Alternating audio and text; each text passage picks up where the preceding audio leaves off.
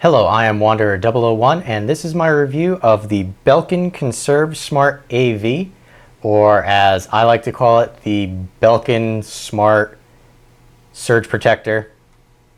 They have a fancy name for it, really doesn't need a fancy name. The real reason that you're looking at this particular surge protector over other surge protectors is the fact that it has an auto powering down feature. But before we talk about that, let's talk about the product dimensions itself. You're looking at 11.5 inches in length with a width of 2 inches and a depth of just a little over 2 inches in depth as well. Now, the depth is one of the big reasons that this particular product was a turnoff for me. I instituted a different type of system at my house. However, I'm getting this for my brother who's looking to move out and get his first apartment and is not quite as energy conscious as I am, so this will force him to save whether he wants to or not. Now, the reason I say the depth is a bit of a turnoff, if you look at a standard surge protector, has the same amount of plugs, you'll notice it is remarkably thin in comparison, almost half the depth of it. But with that said, with the Belkin you are getting 1080 joules of surge protection, the auto off feature for the 5 connected sockets to the master one, as well as 2 that are not connected to the master socket. Also, for my particular situation, this setup was not ideal for me. I would have needed a second one of these. The way my house is set up, I would have TV plugged into this, PlayStation, Roku, DVD/VHS player, and 2 extras. Not that bad. However, I have a modem and a Wi-Fi router that I would leave on all the time. If, and when I first was looking at this product, you have a cable box as well, that's another outlet that you would need to not be powered down. So right there, you're kind of looking at a small shortcoming. However, with this, you also get from Belkin a $100,000 connected equipment warranty. So if this thing fails, you are protected, or your equipment's protected if you're using this. It does have a 3.5 foot, and this is the American version, so cord, as well as, we'll zoom in here, and you can see it has a light for protected and a light for not grounded. If you see the light for not grounded, you know you have a problem. Protected, you obviously want to see that. Back in there is your on-off switch, because you can turn the unit on and off. Now, I have heard some people say that they plug in something other than a TV into the master outlet, and it draws too much power for the unit to understand to turn off. In my case, I don't have that issue.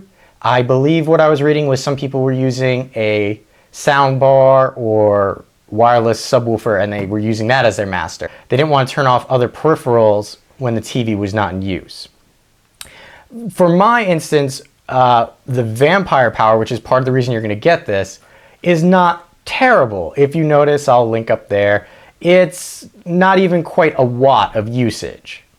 However, utilizing this, you cut it down from not a watt of usage, 0.8 watts, to, at least with the Belkin Conserve energy monitor that I'm using for this particular bit up here, it drops down to negligible because the Belkin can't read below 0.5 watts. So the vampire power that my particular TV produces versus the vampire power that all the electronics plugged in works in my favor. So what I'm going to do is I'm going to show you the Belkin here in action so you can see what that's like. For this example, I will be using a light, as the power switch is kind of hidden in the back behind the TV set. There's a bit of a trick to get the light situated into one of the non-controlled sockets. You'll notice that there's a slight yellow tinge to the video. If I turn off the light, that's the light going off. That's what it looks like with the light, and cycle through one more time. Off, and on.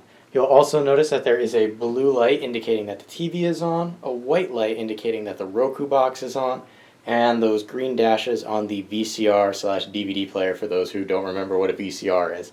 The PlayStation is also on, however, the red light is not visible in this particular setup. So if I take the TV remote control and power off the TV,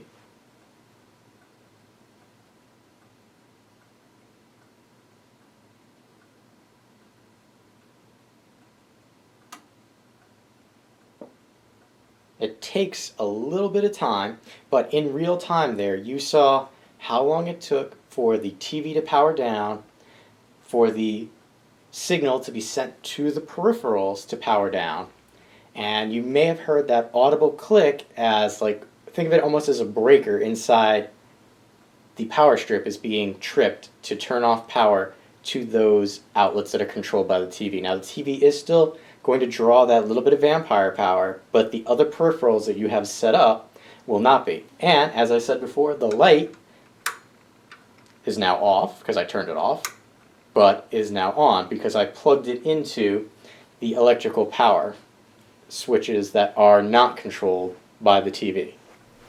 So I'm hoping that from the display that you did actually hear that audible click when it powered on and powered off the other switches that are controlled by the master socket. So the big question is this right for you? The product is $30, at least at the time of filming. No matter where I looked, I couldn't find it cheaper than $30.